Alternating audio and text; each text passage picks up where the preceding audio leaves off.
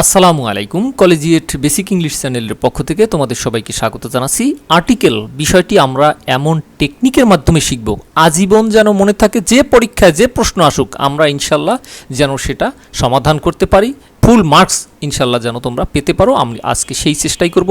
শিক্ষার্থী বন্ধুরা, আর্টিকেলের মধ্যে ডেফিনিট আর্টিকেল, নির্দিষ্ট আর্টিকেল, এটা হচ্ছে দি মূল আর্টিকেলের 30%, ইনডিফিনিট আর্টিকেল এ অথবা অ্যান এটা 30%, আর নো আর্টিকেল অথবা জিরো আর্টিকেলের যে ব্যবহার, মানে কোথাও আর্টিকেল বসে না, এটা হচ্ছে মূল আর্টিকেলের 40%। এই যে 100% আজকে আমরা খুব সহজে খুব স্বল্প সময়ের মধ্যে কৌশল করে শিখব, একটি ভিডিও দিয়ে যেন আর কোনো কিছু পড়া না লাগে, আর কোনো কিছু নিয়ে টেনশন করা না লাগে। তো চলো শুরু করা যাক। সবার আগে আমরা কৌশল করে ডেফিনিট আর্টিকেল শিখব, তারপর ইনডিফিনিট আর্টিকেল এবং তারপর নো আর্টিকেল। নো আর্টিকেলের হিউজ রুল রয়েছে, কিন্তু আমি মাত্র একটি সেন্টেন্স দেবো, যে সেন্টেন্সটা মনে রেখে তোমরা কোন জায়গায় জিরো আর্টিকেল হবে বা আর্টিকেল হবে না সেটা অনায়াসে তোমরা মনে রাখতে পারবে ইনশাল্লাহ। শিক্ষার্থী বন্ধুরা, একই প্যাসেজের মধ্যে একটি নাউনের পূর্বে একবার এ অথবা অ্যান, তারপরে আবার সেটার পূর্বে দি, এরকম কনফিউশন থাকে। আজকে আমি তোমাদেরকে এমন একটা ট্রিক্স দেখিয়ে দিচ্ছি যে তোমাদের এই সমস্ত কনফিউশন দূর হয়ে যাবে। দেখো, ডেফিনিট শব্দের অর্থ হচ্ছে নির্দিষ্ট। দি কখন বসবে? যখন আমার কাছে বিষয়টা পরিচিত হয়ে যাবে। একটা লোকের সাথে তোমার প্রথম দেখা হয়েছে, তখন সে তোমার কাছে পরিচিত নয়, তখন তুমি তার ধরো সেটা একটা নাউন, তখন তার পূর্বে এ অথবা অ্যান বসবে। যখন দ্বিতীয়বার দেখা হবে তখন কিন্তু সে পরিচিত হয়ে যাবে, তখন আমরা কি করব? তখন তার পূর্বে আমরা দি ব্যবহার করব। এটাই হচ্ছে আসল ট্রিক্স। দেখো, আই ডিসাইডেড, আমি ক্রয় করেছিলাম, সিদ্ধান্ত নিয়েছিলাম, টু বাই, ক্রয় করতে, আ পেন, একটি কলম ক্রয় করতে আমি সিদ্ধান্ত নিয়েছিলাম। দেখো, এ পেন বসেছে, এটা আমার কাছে পরিচিত নয় এই কলমটা। আফটার বাইং ইট, এটা ক্রয়ের পরে, আই স দ্যাট, আমি দেখেছিলাম যে দ্য পেন, কলমটির, হ্যাড নো ইঙ্ক, কলমটির কোনো কালি ছিল না। দেখো, প্রথমে বার যখন কলমটি আসলো তখন তার পূর্বে আমরা এ ব্যবহার করেছি, দ্বিতীয়বার যখন আসলো তখন অবশ্যই সেটা আমার কাছে পরিচিত হয়ে গেছে, তার পূর্বে আমি দি ব্যবহার করলাম। ট্রিক্সটি হলো এই যে, মনে রাখবে একটি নাউন যখন প্রথমবার আসবে প্যাসেজে তখন সেটা আমার কাছে অপরিচিত, তার আগে তোমরা এ অথবা অ্যান ব্যবহার করবে।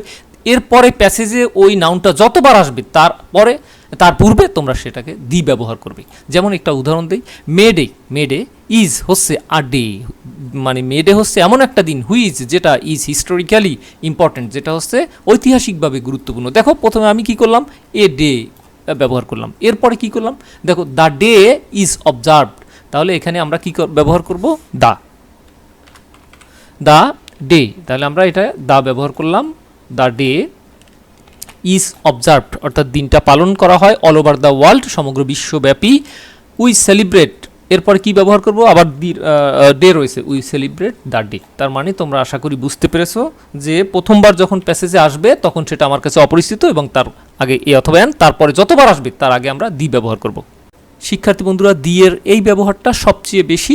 এছাড়া কোথায় কোথায় দি বসে আমি যদি এক কথায় বলি তাহলে বলতে পারি পৃথিবীতে একক যা কিছু রয়েছে, যেমন the world, the east, the West, the south, the sun, এর পূর্বে দি বসে।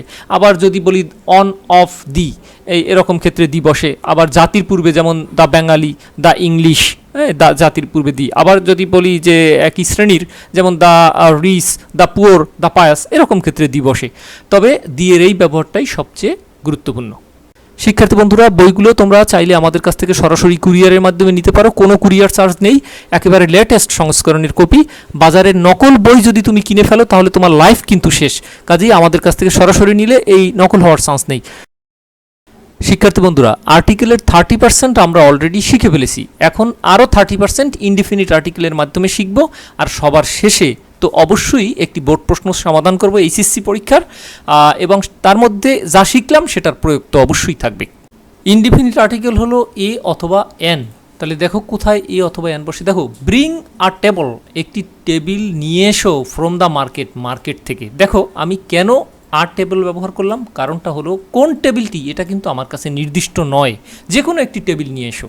ফ্রম দ্য মার্কেট, কিন্তু এই মার্কেটটা কিন্তু আমার কাছে পরিচিত। কোন মার্কেট? এই মার্কেটটাকে আমি চিনি, কিন্তু মার্কেটের যে টেবিলটা সেটা কিন্তু আমি চিনি না। তার মানে যেটাকে আমি চিনি তার পূর্বে কিন্তু আমি দি ব্যবহার করলাম, কিন্তু যেটাকে আমি চিনি না কিন্তু একটা সংখ্যায়, যে আমি একটা টেবিল নিয়ে এসো, তাহলে যেটাকে চিনি না তার পূর্বে কিন্তু আমি এ ব্যবহার করলাম। এখন অ্যানও ব্যবহার করতে পারতাম যদি এটা এই সেরকম কনসোনেন্ট না থেকে ভাওয়েল থাকতো, যেমন ব্রিং অ্যান ওল্ড টেবিল, একটা পুরাতন টেবিল নিয়ে এসো ফ্রম দ্য মার্কেট থেকে, তার মানে এখানে আমি কিন্তু অ্যান ব্যবহার করেছি কারণ এখানে ও রয়েছে এবং ও হচ্ছে ভাওয়েল, AEIOU ভাওয়েল।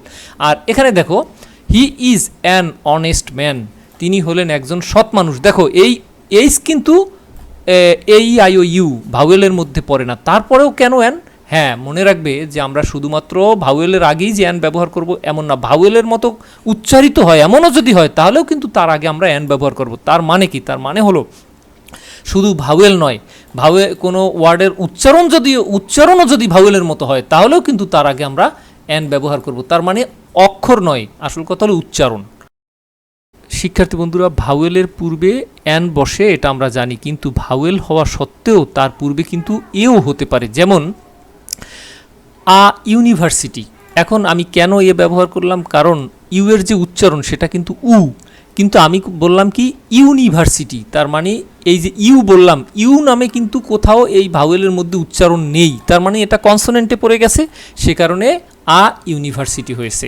এরকম করে এর উচ্চারণ হচ্ছে এ অথবা দেখো MBBS কেন হলো? এম তো ভাওয়েল নয়, কেন? কারণ হচ্ছে MBBS এই যে MBBS এই এর কারণে, এ তো আছে, এই যে দেখো তার মানে এটার কারণে অ্যান হয়েছে। ঠিক তেমনি MA MP SP LLB an hour, দেখো আওয়ার এই যে আছে, তাই সে কারণে কিন্তু অ্যান আওয়ার। অ্যান অনেস্ট রয়েছে, এই দেখো এই যে আছে। অ্যান অনার, এই দেখো এই যে রয়েছে, সে কারণে কিন্তু সবগুলোর আগে অ্যান হয়েছে।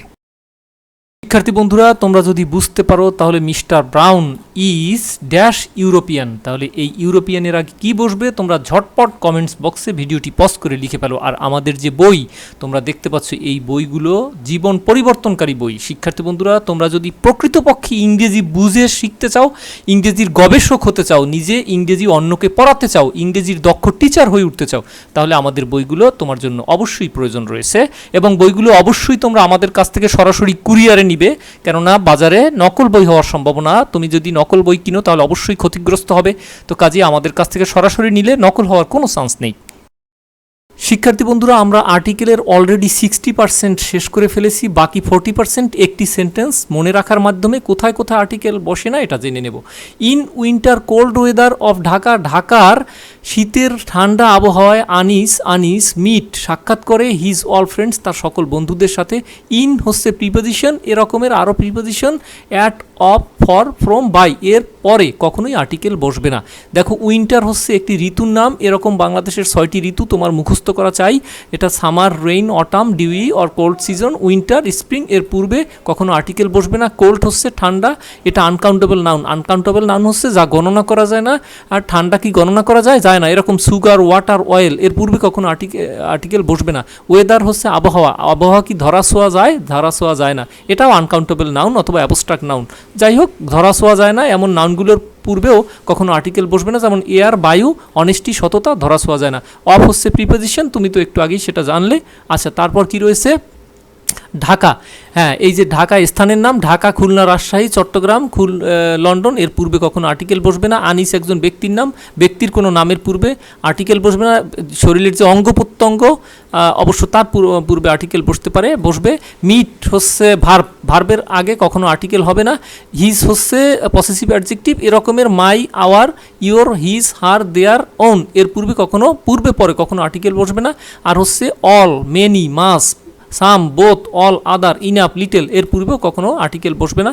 আর ফ্রেন্ডস হচ্ছে প্লুরাল, মনে রাখবে সকল, নির্দিষ্ট করে না বুঝালে কোনো প্লুরালের পূর্বে কোনো আর্টিকেল বসবে না। তোমরা যদি এই সেন্টেন্সটি শুধু মনে রাখো তাহলেই কিন্তু তোমার সব কিছু মনে পড়ে যাবে, যে এই যে প্লুরালের পূর্বে আর্টিকেল বসবে না, আবার এখানে প্রিপোজিশনের পরে আর্টিকেল বসবে না, এরকম মনে পড়ে যাবে। শিক্ষার্থী বন্ধুরা, এবার তোমরা এই যে এটা এক্সারসাইজটি করে ফেলো, এক্সারসাইজ নাম্বার 2 দিয়ে পজ করে ভিডিওটি। আই অলওয়েজ ড্রিঙ্ক টি, এই টির আগে কি বসবে তোমরা বসবে না কি বসবে না, যাই হোক তোমরা লিখে ফেলো। এবার আমরা এক্সারসাইজে চলে যাচ্ছি। এসএসসি সিলেট বোর্ড 2019 সালের এই প্রশ্নটিতে আমরা যা শিখলাম সেটা প্রয়োগ করব। I have an uncle, an কেন হলো? কারণ ইউ রয়েছে, ইউ হচ্ছে ভাওয়েল, সে কারণে। ফ্রম দ্য আর্মি, এই আর্মি হচ্ছে তোমার কাছে পরিচিত, যে কারণে পরিচিতির ক্ষেত্রে দি বসবে। He use to be an, কেন অ্যান? এ হচ্ছে ভাওয়েল, সে কারণে an. Agent every year says that he has been an honest man all his life as a child I love him for his stories. He once told me that he met an one eyed man, কেন এখানে an না, এ হবে এ one eyed man. কেন এ one eyed man? কারণ এই যে one eyed man, ওয়া ওয়া ওয়া বলতে কিন্তু কোনো সাউন্ড নেই, যে কারণে আমার ও থাকা মানে ভাওয়েল থাকা সত্ত্বেও আমি এ ব্যবহার করেছি। ফ্রম, এই দেখো এলিয়েন শব্দটা কিন্তু ওয়ান আইড এলিয়েন, এই এলিয়েন কিন্তু আমার এই সামনে প্রথমে পড়লো, তাহলে যেহেতু প্রথমে পড়লো তারপরে যতবার পড়বে আমি দি ব্যবহার করবো। ফ্রম দ্য স্পেস, কেন? স্পেস হচ্ছে মহাশূন্য, মহাশূন্য একটাই পৃথিবীতে, যে কারণে একক কিছুর পূর্বে দি বসবে। তারপরে ড্যাশ এলিয়েন, এইখানে কিন্তু আমার দি ব্যবহার করতে হবে, কারণ এই দি এলিয়েন, এলিয়েন এবার আমার কাছে পরিচিত হয়ে গেছে, কারণ এর আগে একবার এসেছিল, এবার সে আবার যখন এসেছে এবার আমার কাছে সে পরিচিত। And it did not have a nose, এবং এটার কোনো নাক ছিল না, আ নোস, এন যেহেতু কনসোনেন্ট তাই। আই নাও আন্ডারস্ট্যান্ড দ্যাট, এখন আমি বুঝতে পারি যে ইট ওয়াজ, এটা ছিল আ, তাহলে এখানে আ কেন হবে? আ হার্ড স্টোরি টু বিলিভ, এটা বিশ্বাস করা কঠিন একটা গল্প ছিল। তাহলে কোন গল্পটা সেটা তো আমরা জানি না, অনির্দিষ্ট, সে কারণে a. I am not sure he was telling me the truth, আমি আই এম নট শিওর, আমি নিশ্চিত নই যে সে আমাকে সত্য বলছিল কিনা। তাহলে দেখো এখানে টেল দ্য ট্রুথ, সত্য বলা, তাহলে যেহেতু এটা একটা ফ্রেজ, সে কারণে এই ফ্রেজ সম্পূর্ণ করতে দি বসবে, এই দির কিন্তু কোনো নিয়ম নেই।